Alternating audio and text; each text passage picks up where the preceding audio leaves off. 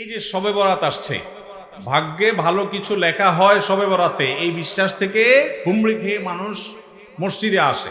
ঠিক না ঠিক? ভাগ্যে ভালো কিছু লেখা হয় কবে?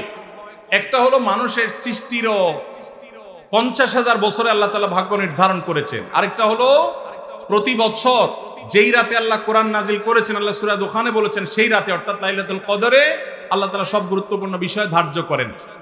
শবে বরাত যেটাকে আমরা বলি মধ্য শাবানের রাত, এই রাতে ভাগ্য নির্ধারণ হয় এই মর্মে বিশুদ্ধ হাদিস বর্ণিত নাই। তারপরে আমরা জেনারেলি বলি ভাগ্যে যেন ভালো কিছু আল্লাহ লেখেন, আপনার নসিবে যেন ভালো কিছু আসে, আপনার রিজিকে যেন আল্লাহ বরকত দান করেন, এর জন্য বেশ কিছু আমল আমরা কোরআন হাদিসের আলোকে বলতে পারি, সাজেশন দিতে পারি। তবে তার আগে আমাদেরকে জানতে হবে যে ভাগ্য সুপ্রসন্ন হওয়া বা রিজিকে বরকত হওয়া বলতে কি বোঝায়।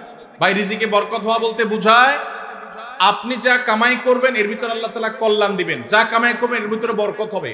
প্রাচুর্য না, অনেক টাকা না, যা হবে এটাতে কি হবে? বরকত হবে। আমরা কি বরকত চাই না সম্পদ বেশি চাই? বরকত চাই।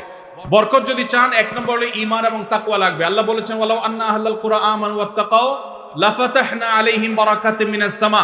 যদি কোনো জনপদের লোকেরা ঈমান আনে, আল্লাহর ভয় অন্তরে লালন করে, আল্লাহ বলেছেন আসমান থেকে বরকতের সব দুয়ার খুলে দেওয়া হবে। এজন্য ভাই, ঈমান যদি থাকে, তাকওয়া যদি থাকে, গুনাহমুক্ত জীবন গড়ার সংকল্প যদি থাকে, বরকত আসবে জীবনে। নাম্বার 2, ইস্তেগফার বেশি বেশি করলে, আল্লাহ বলেছেন সূরা নূহের মধ্যে, যদি কেউ ইস্তেগফার করে, নূহ আলাইহিস সালাম তার জাতিকে বলেছেন ফাকুল তুস্তাগফিরু রাব্বাকুম ইন্নাহু কানা গাফফারা ইউরসিলিস সামাআ আলাইকুম মিদরারা ওয়া ইমদিদুকুম বিআমওয়ালিন ওয়া বানিন ওয়া ইয়াজআল লাকুম জান্নাতিন ওয়া ইয়াজআল লাকুম আনহারা। আল্লাহ নবী নূহ আলাইহিস সালাম বলেছেন, আমি আমার জাতিকে বলেছি তোমরা আল্লাহর কাছে ইস্তেগফার করো, ক্ষমা প্রার্থনা করো। বেশি বেশি ইস্তেগফার করলে আল্লাহ তাআলা রিজিকের মধ্যে বারাকা দিবেন, অভাব দূর করবেন, সম্পদে এবং সন্তানে আল্লাহ তাআলা বরকত দান করবেন। তাহলে 2 নম্বর আমল হলো ইস্তেগফার করা, রিজিকে বরকত হবে ইনশাআল্লাহ। নাম্বার 3, শুকর আদায় করা। আল্লাহ বলেছেন লা ইন শাকারতুম লা আযীদান্নাকুম। আপনি কোনো কিছু পেয়েছেন, আলহামদুলিল্লাহ বলেন, যা পাইছেন শুকর আদায় করেন, আল্লাহ নিয়ামত বাড়ায় দিবেন। নাম্বার 4, দান সাদাকা করা। আল্লাহ তাআলা বলেছেন ইয়ামহাকুল্লাহুর রিবা ওয়া ইউরবিস সাদাকাত। আল্লাহ সুদকে ধ্বংস করবেন, তবে সাদকা এবং দান এটাকে আল্লাহ তাআলা বাড়িয়ে দিবেন। এজন্য কেউ যদি দান করে, আল্লাহ তাআলা তাকে কি দেন? বরকত দান করেন তার রিজিকে। তারপরে 5 নম্বর হলো আত্মীয়তার সম্পর্ক রক্ষা করা। নবীজি সাল্লাল্লাহু আলাইহি সাল্লাম বলেছেন মান সাররাহু আন ইউবসাতা লাহু ফি রিজকিহি আও ইউনসালাহু ফি আথারিহি ফালিয়াসিল রাহিমা। যে ব্যক্তি চায় তার আত্মীয়তার সম্পর্কে, যে ব্যক্তি চায় তার হায়াতে বরকত হোক, তার রিজিকে বরকত হোক, সে যেন আত্মীয়তার সম্পর্কের সাথে অর্থাৎ রক্ত সম্পর্কে আত্মীয়তার সাথে যেন সম্পর্ক কানেক্টেড রাখে, বিচ্ছিন্ন না করে, তাহলে তার রিজিকে এবং হায়াতে বরকত হবে। এবং সর্বশেষ আরেকটা আমল বলতে চাই, সেটা হলো খাবারের ক্ষেত্রে একত্রিত হয়ে বসে খাবার খাওয়া। এই সুন্নত আমাদের সমাজ থেকে বিদায় হয়ে গেছে, আমরা অনেকে জানি না। আবু দাউদের একটি হাদিস বর্ণিত হয়েছে, নবীজি সাল্লাল্লাহু আলাইহি সাল্লামের কাছে এক ব্যক্তি বললেন, হে আল্লাহর রাসূল, আমরা খাই কিন্তু অনেক খাওয়ার পরেও পরিতৃপ্ত হই না, পেট ভরে না, খাবারের চাহিদা পরিপূর্ণ মিটে না, কারণটা কি? নবীজি সাল্লাল্লাহু আলাইহি সাল্লাম বলেছেন তোমরা সম্ভবত আলাদা আলাদা প্লেটে খাও, আলাদা আলাদা সিঙ্গেল খাও। তখন নবীজি সাল্লাল্লাহু আলাইহি সাল্লাম বলেছেন তোমরা সবাই একসাথে খানা খাবে, আল্লাহ তাআলা তোমাদের খাবারে বরকত দান করবেন। একসাথে খানা খাবে এবং বিসমিল্লাহ বলে খাবে, এই 2টা কাজ করলে আল্লাহ তাআলা তোমাদের খাবারে বরকত দান করবেন। এজন্য ভাইরা, বাসা বাড়িতে এক প্লেটে স্বামী স্ত্রী 2জন আছেন, এক প্লেটে খাবেন। বাচ্চাদেরকে নিয়ে বড় প্লেট নিয়ে খানা খাবেন, এটা সুন্নাত।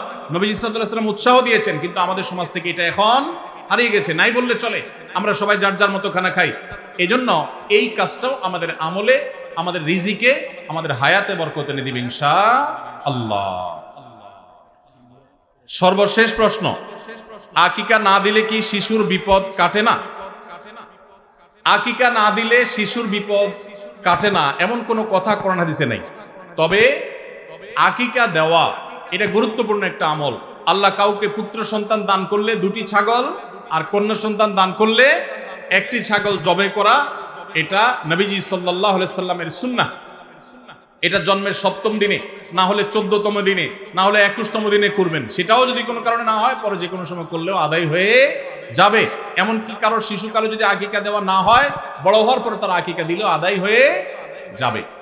এই আকিকা এটা না দিলে যে বিপদ কাটে না এরকম কোনো কথা নাই। তবে হ্যাঁ, বিভিন্ন হাদিসে নবী সাল্লাল্লাহু আলাইহি সাল্লাম বলেছেন কুল্লু গুলামিন মুরতাহানুন বিআকিকাতিহি, বাচ্চার এটা আকিকার উপরে সে অনেকটা ডিপেন্ডেন্ট থাকে।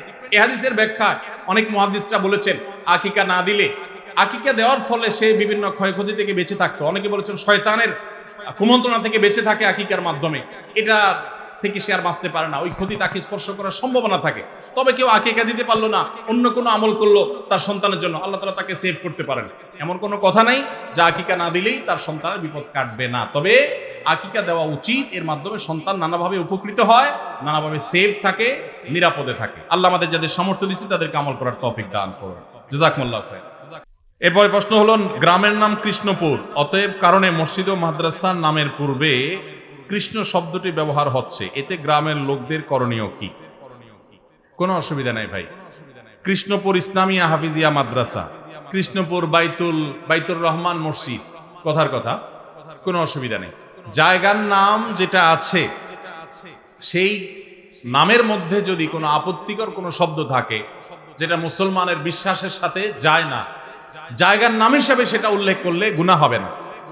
তবে যদি খুব বেশি আপত্তিকর নাম থাকে, যথাযথ নিয়মে প্রশাসনের কাছে এলাকাবাসী সবাই মিলে দাবি দাওয়া তুলে সেটার পরিবর্তনের চেষ্টা করা যেতে পারে যদি সেরকম আপত্তিকর হয়। তবে এই যে কৃষ্ণপুর নাম আছে, এই কৃষ্ণপুর নাম এটা কোনো মসজিদ বা মাদ্রাসার সামনে বা শুরুতে থাকলে, যেমন এখানে আপনারা লিখছেন কৃষ্ণপুর ইসলামিয়া হাফিজিয়া মাদ্রাসা, কোনো অসুবিধা নেই, এটা জায়গার নাম।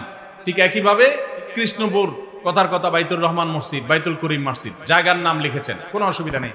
আপনি এখানে বিশ্বাস, আপনি কৃষ্ণের প্রতি বিশ্বাস করেছেন এমন কথা না, শুধু জায়গার নাম হয়েছে বিধায় এটার কারণে আপনার কোনো গুনাহ হবে না।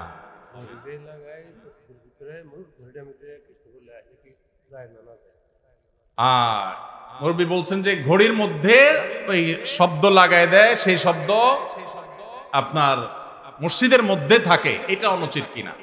জায়গার নাম হিসাবে থাকলে তো নাজায়েজ না বলেছি, তারপরেও আল্লাহর ঘরের সম্মান, পবিত্রতা, মর্যাদা রক্ষা করতে গিয়ে তাওহীদের পরিপন্থী কথা, শব্দ, সেটা হোক জায়গার নাম, এটা ইমানি যে গায়রত, ইমানি যে আত্মসম্মান, এটার কারণে ওইটা অ্যাভয়েড করতে পারলে ভালো হয়। মসজিদে নাগা লাগানো তো কোনো জরুরি কিছু না, কাগজপত্রের বাইরে ঠিকানা হিসাবে লিখলেন সেটা ভিন্ন কথা। অতএব এগুলো পরিহার করতে পারলে, বিশেষ করে মসজিদের ভিতরে, মসজিদের পবিত্রতা এবং মর্যাদার খাতিরে অন্তত আল্লাহর সঙ্গে শিরক করা হয় এরকম কোন শব্দ, এরকম কোন বিশ্বাস এটা ধারণ করে, সেরকম শব্দগুলো মসজিদের ভেতরে না থাকলে ভালো হয়। কিন্তু যেটা বললাম, জায়গার নাম হিসাবে উল্লেখের কারণে আপনি মুশরিক হয়ে যাবেন, শিরক হয়ে যাবে, এই বিশ্বাসী হয়ে গেছেন, ব্যাপারটা সেরকম না। কারণ ইন্নামাল আমালু বিন্নিয়াত, আপনি তো কৃষ্ণে বিশ্বাস করছেন না, আপনি জায়গার নাম হিসাবে উল্লেখ করছেন, আপনার নিয়ত তো বিশ্বাস না বা শিরক করা না, বিধায় সেটা আপনার শিরক হবে না। এরপরে প্রশ্ন হলো, নিজের আপন সন্তান কত বছর বয়স হলে বিছানা আলাদা করতে হবে? সন্তান বয়স যখন 10 হয়ে যাবে তখন তাকে নবীজি সাল্লাল্লাহু আলাইহি সাল্লাম বিছানা পৃথক করতে বলেছেন। তিনি বলেছেন ওয়াহজুরুহুম ফিল মাদাজি'i ইযা বালাগু 10 আও কামা ওয়ারাদা ফিল হাদিস। কোন কোন বর্ণনায় ওয়াফাররিকুহুম আসছে। নিজের সন্তানদের বয়স যখন 10 হবে তখন তাদের বিছানা পৃথক করে দাও। এক কম্বলে, এক কাঁথার নিচে দুজন ঘুমাবে না, তখন আলাদা আলাদা হবে। যদি বিছানা পৃথক করা বলতে আলাদা খাট, আলাদা চকিতে শোয়ানোর মতো আর্থিক সঙ্গতি না থাকে, তাহলে একই কক্ষেও যদি থাকে তো মাঝখানে পার্টিশন থাকবে, কোলবালিশ জাতীয় কিছু থাকবে, আলাদা কম্বল কাঁথা থাকবে, একই কাপড়ের ভিতরে বা একই কাপড়ের নিচে ঘুমাবে না। এটা নানাবিধ অনাচারের পথকে উন্মুক্ত করে। আরো আগে থেকে যদি বাচ্চাকে অভ্যাস গড়ে তোলা হয় সেটা সবচেয়ে ভালো। অনেকে আছেন এই বিষয়গুলোকে তেমন কোনো গুরুত্ব দেন না, অথচ এগুলোর কারণে বহু সর্বনাশা আমাদেরকে গ্রাস করে। বিধায় নবী সাল্লাল্লাহু আলাইহি ওয়াসাল্লামের এই নির্দেশটা আমাদের খুব গুরুত্বের সাথে মানতে হবে।